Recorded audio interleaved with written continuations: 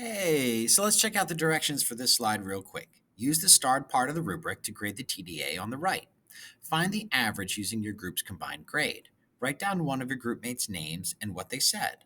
Okay, well, whenever I see red sentences in Mr. Surface's room, you know that I need to take those red sentences and type them up here on the right. So I would write something like, this TDA earns a blank from me because. And I might do a double space and then I say the group's average grade was blank. And then finally, blank said, quote, and then go from there. Okay? So let's take a look at the starred part of the rubric first. Effectively addresses all parts of the task, demonstrating in-depth analytic understanding of the text. Whoa, whoa, whoa. Okay, so let's see. The prompt or the task is this. Indirect characterization is when an author uses actions, dialogue, figurative language, and/or description to provide clues about a character's personality. How does the author use indirect characterization for Asia in The Proudest Blue? Use evidence from the text to support your answer. Okay. It says grade the paragraph below 1, 2, 3, or 4 based on the starred part of the rubric. All right. Does it effectively address all parts of the task? Well, let's look at the body paragraph and see if it does. The author uses indirect characterization for a C in The Proudest Blue by using actions. Pretty clear answer. I like it so far. In this story, the narrator is Asia's younger sister, Faiza. Faiza admires her sister, Asia, very much, and it is mostly Asia's actions, not words, that tell us about her. At one point, Faiza runs out of her line to talk with her sister. Notice her sister's lack of words in her reply. Are you excited about the first day of hijab? She nods, smiling big, and I feel better.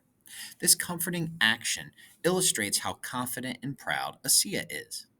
Oh, this question here, or the task is asking you to, or the scoring rubric on the left says you've got to show in-depth analytic understanding of the text. Well, when you have a quote and then you follow it after this noun verb with an if, right?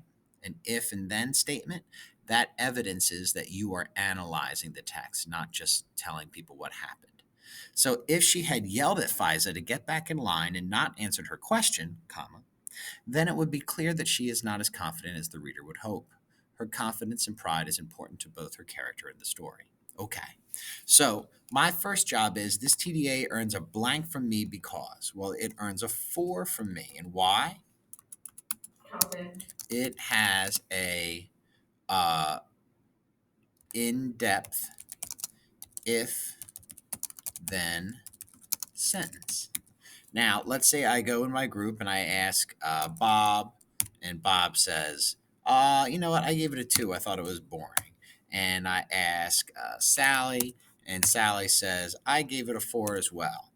And then I ask the last member of my group, probably, Markathan, and they gave it a 4 as well. So, what would the average be? Well, it would be 6, 10, 10 divided, so the total they could get, well, the average was 4, 4. So let's say that the group's average, and you don't have to spend all day doing it, especially if you're bad at math like Mr. Surface, something to the tune of like 3, right? And I remember Bob said, right? Remember what Bob said? What did he say? He said, he did not give it more than a 2. Oh, what did he say? He said it was too boring. Okay, so I've got group average. Why he didn't like it. Now, did Bob do a great job? No, Bob did not.